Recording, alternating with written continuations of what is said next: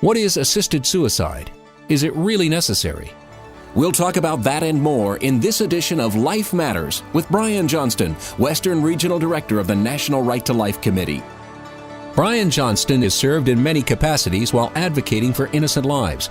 As California Commissioner on Aging, as Chairman of the California Pro-Life Council, on the board of the National Legal Center for the Medically Dependent and Disabled. And now here's our host, Brian Johnston. Welcome back to Life Matters. We're your program on life, on culture, and on the very, very real battle of ideas. Today we're going to touch on several topics, but we're going to start on something that even precedes ideas, and that's emotions. Often emotions are deeper than ideas. Dr. James Dobson wrote a book several years ago called Emotions, Can You Trust Them?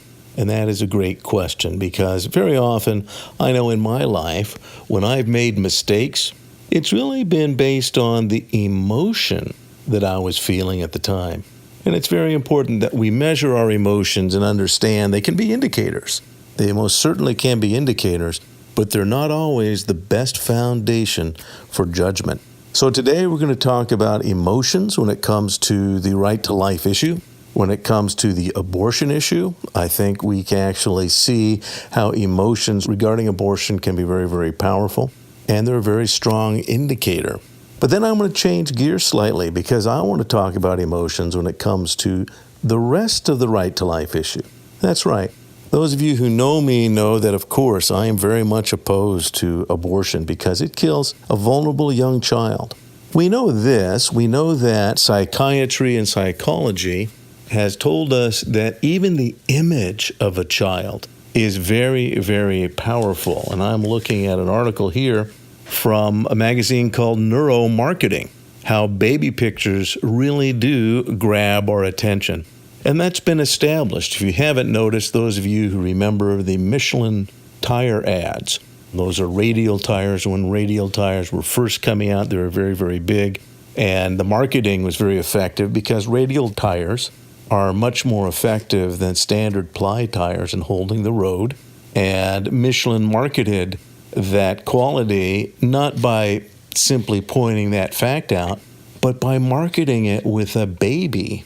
That Michelin was important because so much is riding on your tires. And they would always have a young baby in a diaper, a cute little baby.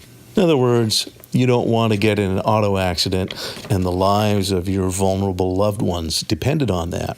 It was a very successful ad campaign. More recently, E-Trade. E-Trade has a cute ad campaign where they have a talking baby who's trying to advise you on how you should invest. You need to plan for the future. And so that talking baby has been very successful. Yeah, it's kind of cute. But I want to take it one step further. The fact is we are attracted to children, and studies have shown that at the University of Oxford Department of Psychiatry, they've done a study, and it shows that in neuroimaging, in a technique called magnetoencephalography, provides a resolution of the whole brain activity, millisecond by millisecond. And it showed that when adults were shown pictures of children, young babies, they focused on the results in the brain. And the images in the brain actually elicited responses in the frontal lobe of the brain, where emotions take place. When they saw pictures of adults, they reacted more towards the back of the brain in a more analytic way. And so there's something emotional that is set off when we see a baby.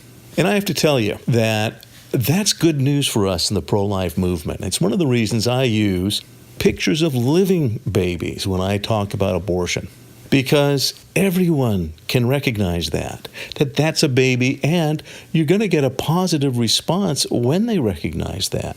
You know, the basis of our movement is, in fact, in self-evident truths. That's what the founders said they want to base our laws on, self-evident truths. And the facts about what happens in an abortion are true. These facts are on our side, and facts are terrible things to waste. So I strongly recommend when you talk about abortion, when you explain to people what happens in a human abortion, it's clear that a human baby's life is ended. And that's good news for us. Personally, I shy away from using pictures of aborted babies very often. And there's a couple of reasons for that. Those of you who have seen pictures from the Holocaust in Nazi Germany know just how shocking it is to see those types of aftermath pictures. I'm not saying there's not a place for them. I'm not saying that at all. But what I want to underscore is the emotions, that it creates a flash of emotions that people then make decisions about. They don't think, they emote. And so I use those pictures much more carefully, and I think it's much wiser to prepare people and bring them to an understanding first before you start just charging up their emotions. So the inviting emotions of a baby are used in marketing every day. There's something that's universal, and it's something that elicits sympathy from us. We are naturally inclined to want to protect babies. And so that's good news for our movement. But I have to tell you, if you're pro-life and that's where your commitment ends, if it begins and ends because, gosh, they're killing babies, abortion is not wrong because it kills cute little babies. That's not why it's wrong. Abortion is ethically, morally wrong, and legally was wrong through 1973 because it killed a vulnerable human being, a unique and distinct human being, utterly dependent on others. And that human being is killed in abortion. And so that's why it's wrong. If it's only because of our emotions that we're pro-life, our emotions can easily be changed and twisted. As James Dobson said, emotions, can you trust them?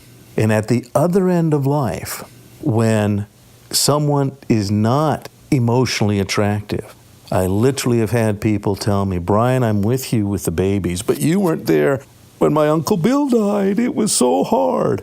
And then they go on to talk about their emotions and how they remembered how happy Uncle Bill used to be and joyful. And then when he was in the hospital, how he looked like a living cadaver. I couldn't handle it. And they indulge their emotions. How dangerous is that? That's incredibly dangerous, because that's the entire motivation for those who want to legalize mercy killing, euthanasia, assisted suicide. The basis is emotions, and then they use language that's very misleading. We've talked about the misleading language in the past, but today I'm going to talk about the emotions. So when we come back, we're going to talk about the emotions surrounding death and dying, something you're already familiar with, you've heard it before, but we're going to go into greater depth as to why you must be aware of the emotions that come when people are given a terminal diagnosis, and why you must be prepared for the battle of ideas that often ensues, because lives are at stake in this battle of ideas. We'll be right back after this. Life Matters continues after this. Power. You're pro-life and you want to defend your position, but you're not sure what to say. That's pretty common. So get the facts you need to back up your pro-life position with the PowerOf7 app. The PowerOf7 gives you effective pro-life replies to 7 of the most common pro-abortion arguments. It's simple, it's easy to use, and it's free. Download it now at thepowerof7.org. The PowerOf7, the number 7.org. And now back to more Life Matters with Brian Johnston. Well, welcome back. As I said, we're going to be talking about the emotions now surrounding the other end of life when it comes to the life issues. All listeners know that we talk very much about the danger and the threat of legalized abortion. It's danger to our society. Obviously, it's danger to that individual child and the mother and the cost that she bears. But the emotions surrounding life and death issues can be misleading at the other end of life. So I'm going to talk briefly about those emotions. And then at the end of the program, we're going to get a chance to talk to a good friend of life, Sylvia Amarito. Sylvia has worked with her sister and established Audio Girl Ministries, but they have a great program that you can use to get out the facts of life.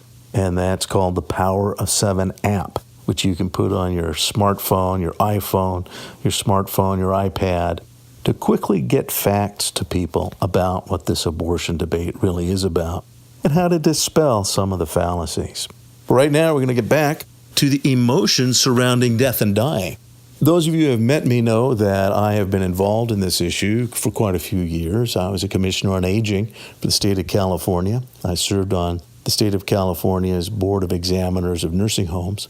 And I'm quite familiar with some of these circumstances towards the end of life, and all of us are going to die. It's important that we recognize that. We all know it in a sense. We know it intuitively. We know it intellectually. But knowing it emotionally is the hardest thing. When it really lands on your plate and you're given a terminal diagnosis, I promise you, you're going to go through your changes. And I'm not saying it because that's what I think. This is universally recognized, and it goes back. Probably the best book that examined this was a book by Elizabeth Kubler-Ross. It was written in 1969. That book is called On Death and Dying. And Kubler-Ross wrote the book for her fellow psychiatrists. She was a Swiss psychiatrist and psychologists, in order to help them deal with people when they face this terminal diagnosis. You know, a psychologist and a psychiatrist, in many ways, they're almost like secular priests, secular counselors or pastors. Psyche is the Greek word for soul, and logos is knowledge. So a psychologist wants you to get to know what's going on in your soul. Their goal is that you become an actualized individual. And Kubler-Ross saw something in her studies that occurred across cultures. That's this. When an individual is given a terminal diagnosis, or when a loved one has that terminal diagnosis, there are certain universal responses. These have been codified and now have come to be known as the 5 stages of grief. But what that means is that there's emotional stages you're going to go through. Some people need help with it. You may think you're going to be fine with that. You should know you're going to die. You knew that.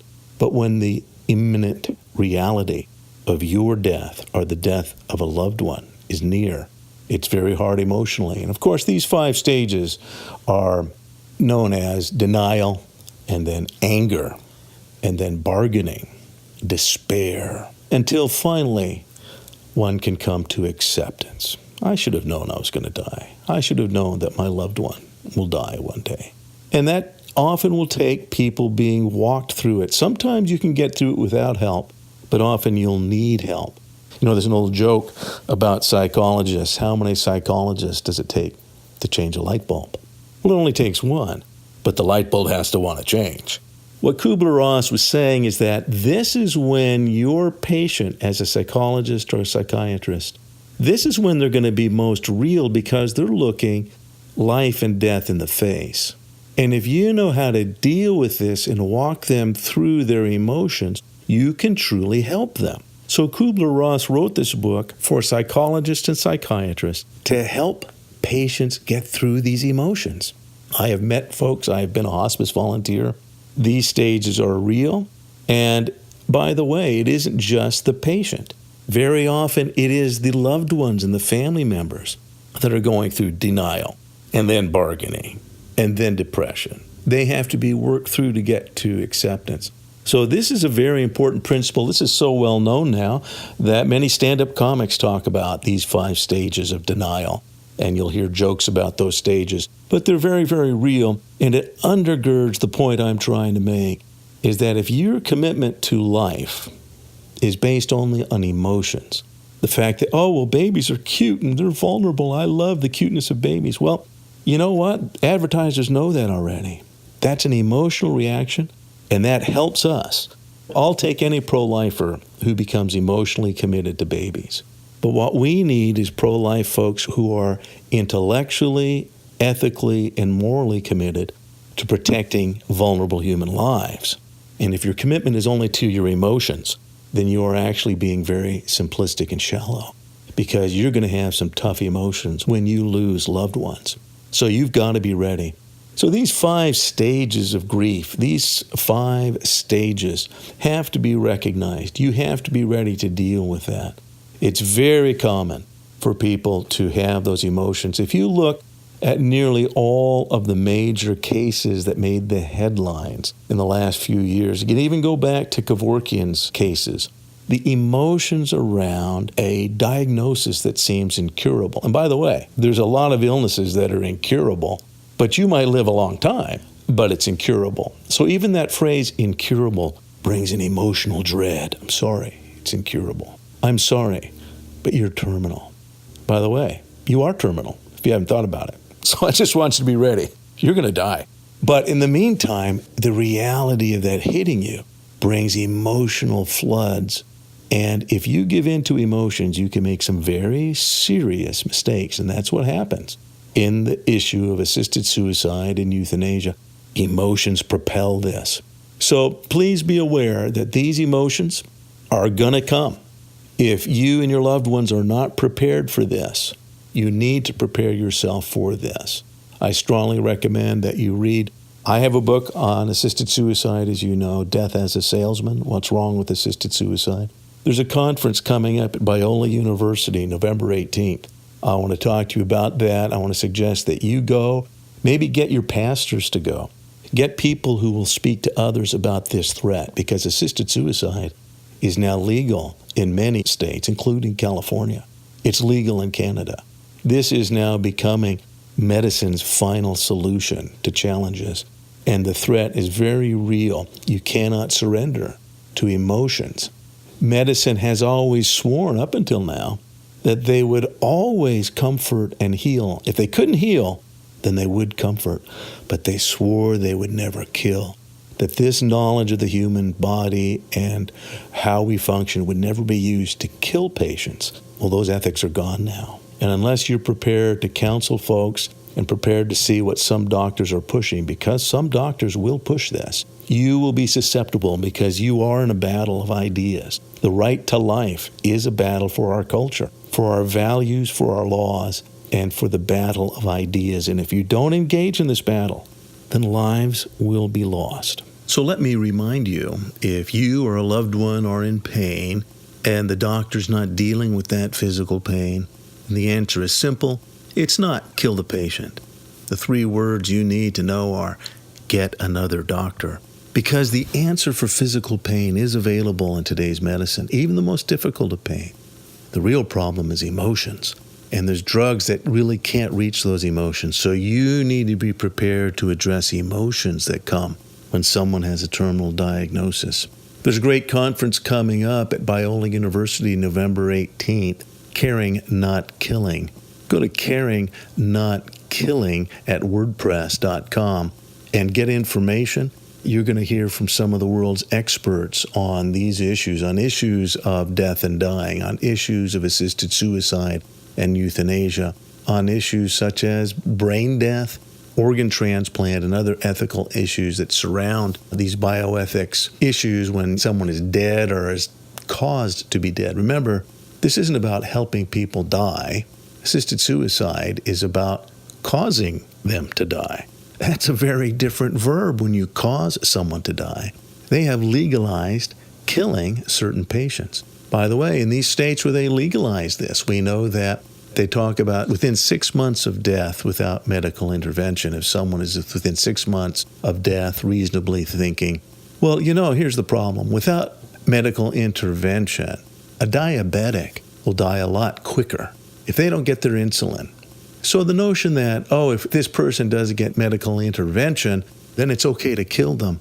Well, medicine is designed to help us, and even when it can't cure, to actually help you live a better life and at least comfort you in your circumstance. That now has been thrown out the window. Medicine itself has been inverted by these laws. If you haven't, please listen to the program on medical ethics and Western civilization. It's very important to realize what's at stake in this battle for innocent and vulnerable lives, and whether or not the law will protect them. Thanks for joining us again. Remember, November 18th, go online to Caring, Not Killing at WordPress, and we'll see you at Biola University, November 18th. You're listening to Life Matters.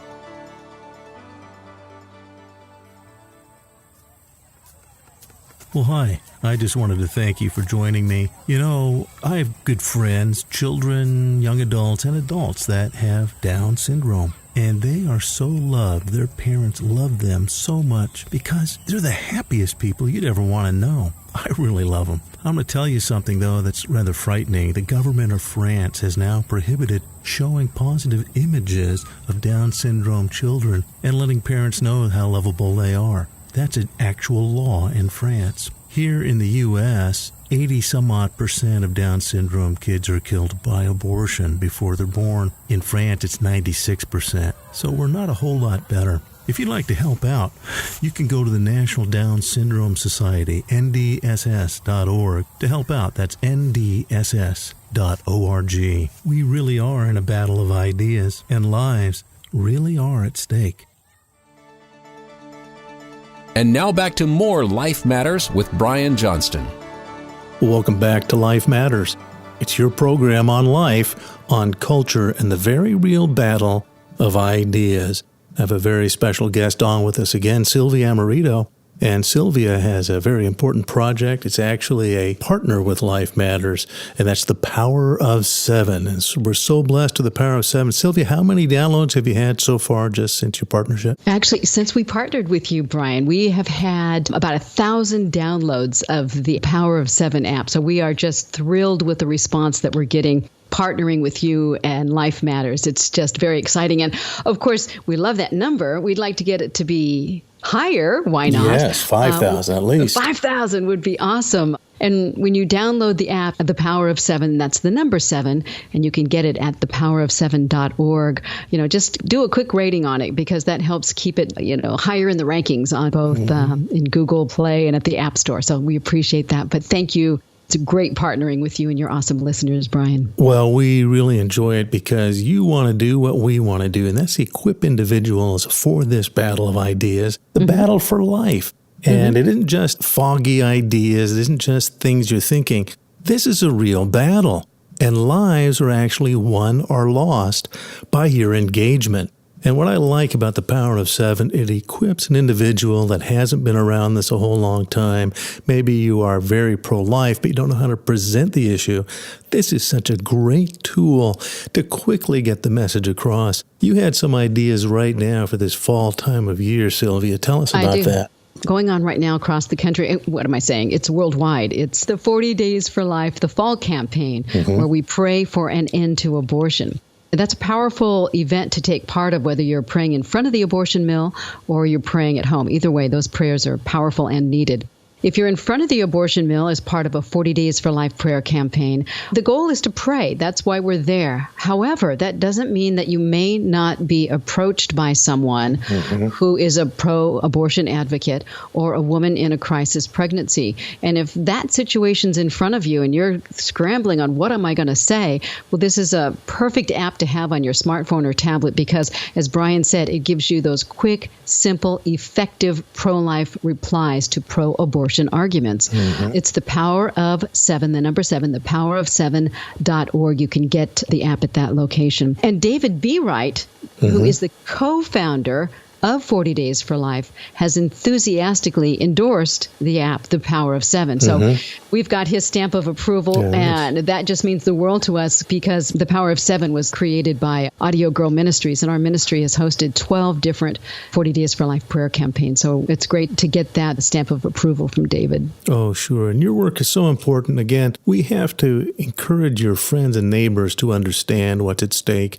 Listeners to Life Matters know that we actually think that the Roe versus Wade decision is going to be overturned in the relatively near future.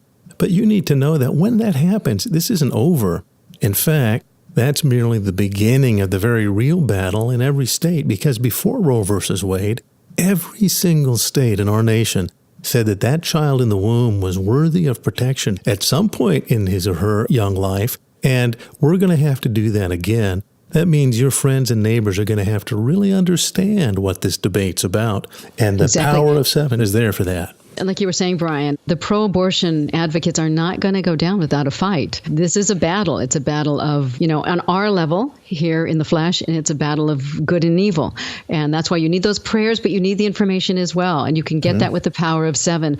Like, let's say, for instance, somebody comes up to you, family or friends, and says, well, an abortion should be legal in cases of rape or incest. You hear that all the time. The power of 7 gives you replies to that argument. So you'll have them right there at your fingertips. Or if somebody says to you, yeah, you're right, that's what we need, more people in the world. What about overpopulation? Abortion takes care of that. Those are nonsense arguments from the pro-abortion side, and we give you effective pro-life replies to those arguments. So you're ready to go. That's just 2 of the 5, and then we have actually a bonus one in there too for you. It's great. No, it really is useful, and we're using technology. It's very important that we use the technology at hand.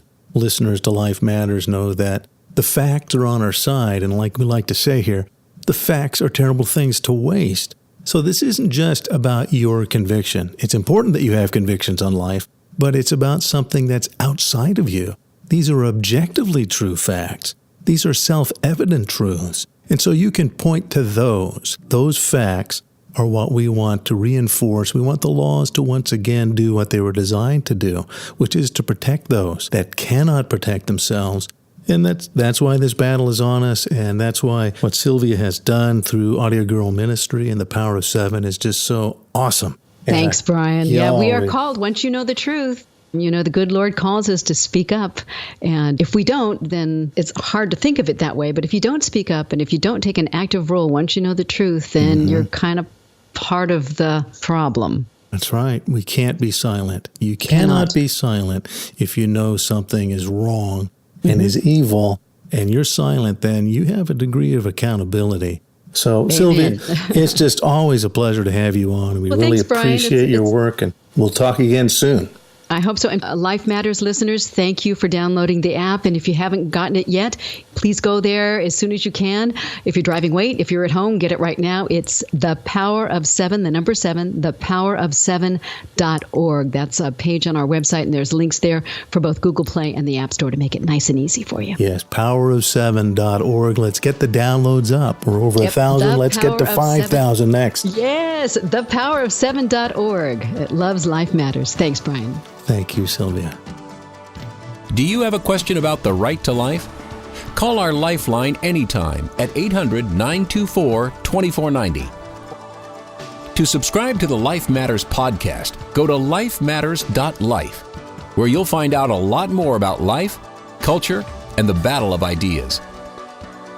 Life Matters is a production of the California Pro-Life Council, the state affiliate of National Right to Life.